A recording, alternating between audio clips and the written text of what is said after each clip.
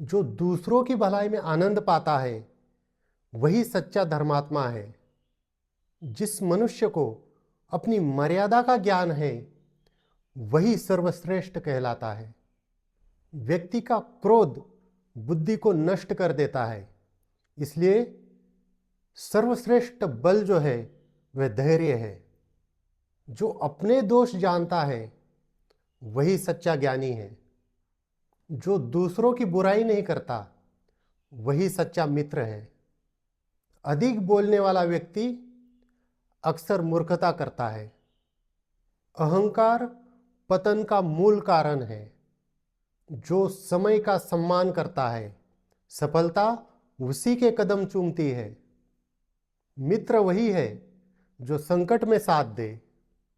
लोभ से मनुष्य धर्म और कीर्ति दोनों खो देता है।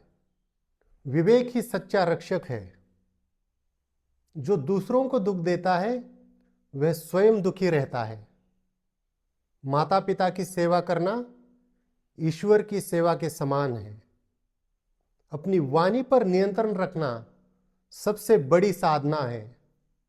बिना सोचे समझे किया हुआ कार्य अक्सर पछतावा लाता है।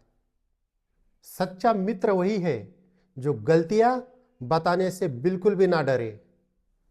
जो मन को जीत लेता है वह सब पर विजय पा लेता है। अहंकार रहित दान सबसे उत्तम दान होता है।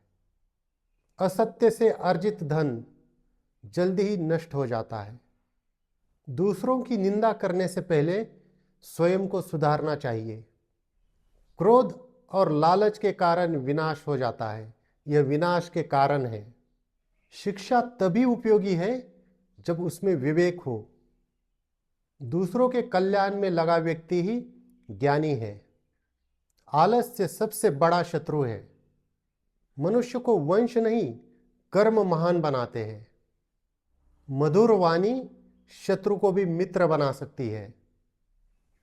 जो अपमान सहकर भी शांत रहे वह सशक्त है।